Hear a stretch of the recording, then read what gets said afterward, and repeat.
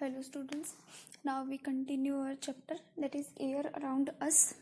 Today we will discuss about cycles of oxygen, carbon dioxide gases in the air. ठीक है, air में carbon dioxide और oxygen का कैसे बैलेंस बना रहता है ये हम जो है यहाँ पर डिस्कस करेंगे. जितने भी लिविंग ऑर्गेनिज्म है वो ऑक्सीजन के बिना सर्वाइव नहीं कर सकते. That's are clear. एंड मैंने स्टार्टिंग में ही ये बात आपको क्लियर की थी. जब क्या है, ऑक्सीजन जो है वो कॉन्टिन्यूअसली कंज्यूम होती है ऑल लिविंग ऑर्गेनिजम्स के द्वारा. जितने भी लिविंग बींग्स है वो कंटिन्यू ऑक्सीजन को कंज्यूम करते हैं. Even then its amount in the air remains constant. उसके बाद भी जो एयर जो ऑक्सीजन की अमाउंट है हमारी एयर में वो कांस्टेंट रहती है. एक नॉर्मल सी बात है कि हमारे माइंड में ये बात आएगी ही आएगी कि जिस चीज को हम कंटिन्यू लिए जा रहे हैं वो चीज हमारे एनवायरमेंट में कम क्यों नहीं हो रही है. दैट्स आर नॉर्मल पॉइंट कि किसी भी चीज को अगर हम यूज करेंगे तो वो कम तो होगी ना. बट हम ये देखते हैं कि हमारे एनवायरमेंट में, हमारे एटमॉस्फेयर में ऑक्सीजन को हम कंटिन्यू लेते हैं. जितने भी लिविंग बींग्स है सभी ऑक्सीजन को कॉन्स्टेंटली क्या है कंज्यूम करते ही रहते हैं. बट वो फिर भी जो कॉन्स्टेंट का मतलब ये है कि जितनी है उतनी ही रहती है, उसमें कोई बदलाव नहीं आता. फिर भी वो एटमॉस्फेयर में उतनी की उतनी रहती है. इसके पीछे रीजन क्या है? ये इसके पीछे रीजन है ऑक्सीजन और कार्बन डाइऑक्साइड साइकिल. इस साइकिल को हम डिस्कस करेंगे जिसके थ्रू हमारे सारे डाउट्स क्लियर हो जाएंगे. ह्यूमन बींग्स और एनिमल्स जो है वो ऑक्सीजन लेते हैं कहाँ से? एटमॉस्फेयर से. और क्या रिलीज करते हैं? कार्बन डाइऑक्साइड रिलीज करते हैं ब्रीथिंग के दौरान. ब्रीथिंग चैप्टर को आप डिटेल में पढ़ोगे 7th क्लास में. बट जो ब्रीदिंग प्रोसेस है हमारा लंग्स के थ्रू होता है, इतना तो सबको ही पता है. तो इस प्रोसेस के दौरान जैसे हम सांस लेते हैं यही हमारा ब्रीदिंग है. डिटेल में आप 7th में पढ़ोगे. तो ब्रीदिंग के दौरान हम क्या करते हैं? ऑक्सीजन को इनटेक करते हैं और आउट क्या हम जो है छोड़ते कौन सी है? हम कार्बन डाइऑक्साइड. तो अब आप ये भी देख लो कि किसको कोई भी चीज है उसको अगर आपको बर्न करने हैं, बर्निंग के दौरान भी ऑक्सीजन ही यूज्ड अप होती है और कार्बन डाइऑक्साइड रिलीज होती है. ठीक है, तो ऑक्सीजन की प्रेजेंस जो है वो हमारी सर्वाइवल के लिए नेसेसरी है. मतलब अगर जिंदा रहना है तो जिंदा रहने के लिए ऑक्सीजन बहुत जरूरी है. As it breaks food into the simpler substances in our body. हमारी बॉडी में हमारे फूड को सिंपल फॉर्म में ब्रेक डाउन करने में भी हमारे ऑक्सीजन हेल्प करती है and provide us with energy. और क्या है, हमें एनर्जी प्रोवाइड करती है. जबकि प्लांट्स क्या करते हैं? कार्बन डाइऑक्साइड क्या करते हैं? लेते हैं. ठीक है, जो हमारे एयर में प्रेजेंट होती है जिससे ये क्या करते हैं? फूड प्रिपेयर करते हैं फोटोसिंथेसिस प्रोसेस के दौरान. और ये क्या करते हैं? ऑक्सीजन को रिलीज करते हैं एटमॉस्फेयर में. देखो बैलेंस समझ में आया. जो लिविंग बींग्स यानी जो ह्यूमन बींग्स है वो क्या करते हैं? ऑक्सीजन का इनटेक करते हैं, मतलब ऑक्सीजन लेते हैं ब्रीदिंग के दौरान और कार्बन डाइऑक्साइड छोड़ते हैं. जबकि जो प्लांट्स है वो कार्बन डाइऑक्साइड लेते हैं और ऑक्सीजन छोड़ते हैं. इट मीन्स ये छोड़ रहे हैं वो ले रहे हैं, वो छोड़ रहे हैं वो ले रहे हैं. तो इट मीन्स ये बैलेंस जो है वो बन गया ना हमारे एटमॉस्फेयर में. यही रीजन है कि क्या है, ये जो है हमारी इसकी जो अमाउंट है जो वो कांस्टेंट क्यों रहती है ऑक्सीजन की. ठीक है, दस इसलिए क्या होता है, कार्बन डाइऑक्साइड और ऑक्सीजन का बैलेंस जो है वो मेंटेन रहता है नेचर में.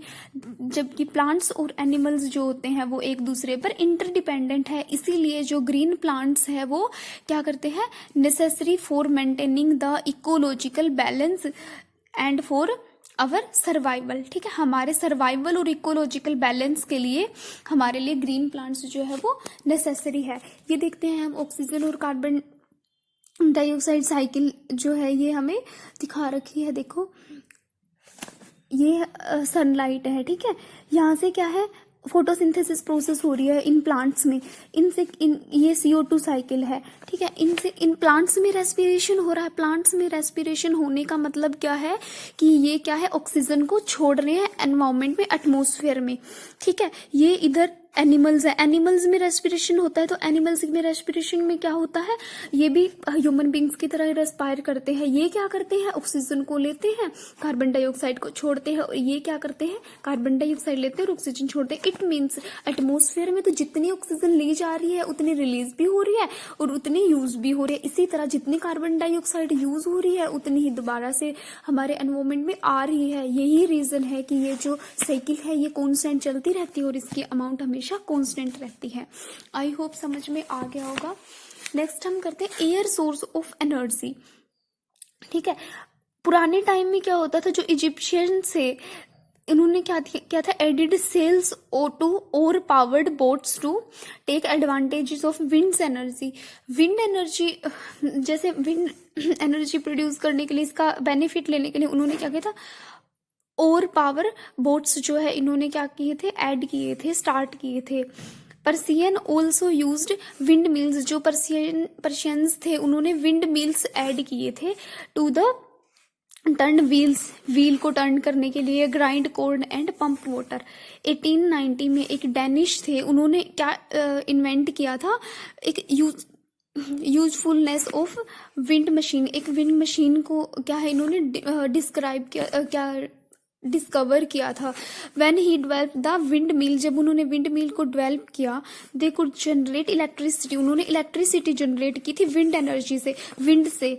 तो क्या है, विंड एनर्जी जो है वो farms can now be seen in almost all tropical countries, जिसको आज हम कहाँ देखते हैं, सभी ट्रॉपिकल कंट्रीज में देखते हैं। ये क्या है, हमारी विंड मिल्स है, ये फैंस हैं, ये क्या करेंगे, ये हवा से रोटेट करेंगे। ये जब रोटेट करेंगे तो इन्होंने कनेक्ट किया हुआ था इलेक्ट्रिसिटी प्रोड्यूस करने के लिए। तो क्या है, इससे इन्होंने विंड एनर्जी से इलेक्ट्रिसिटी प्रोड्यूस की थी। कल हम डिस्कस करेंगे air is life line of all living things. कक्षा 6 मैथ हिंदी मीडियम, चैप्टर 10वां अक्षय त्रिमिति, एक्सरसाइज 10.1। अब इसके अंदर आता है परिमाप। परिमाप वो होता है जिस भी आकृति की जो बाउंड्री होती है, जो सीमा लाइन होती है, उसका माप। जिस तरह से वर्ग है, वर्ग की 4 भुजाएं होती हैं, चारों भुजा का माप जोड़ करके जो उत्तर आएगा वो परिमाप होता है। आयत है, आयत की चारों तरफ का परिमाप जोड़ लेंगे। त्रिभुज, त्रिभुज का तीनों तरफ का, पंचभुज, पांचों भुजाओं का, षटभुज 6 भुजा होती है, उन भुजाओं का जोड़ कर लेंगे। अब वो परिमाप कहलाता है।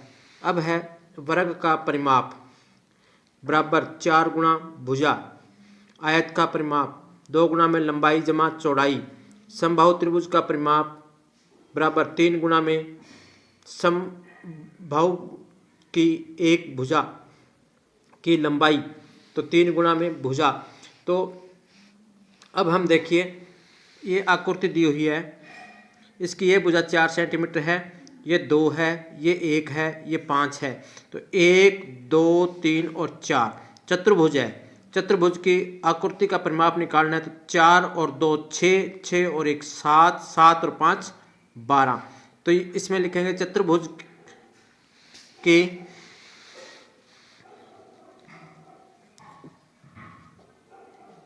चतुर्भुज का परिमाप हम लिखेंगे 4 जमा में 2 जमा में 1 और जमा में 5 बराबर क्या आ गया, 4 और 2 6 और 1 7 और 5 12 सेंटीमीटर।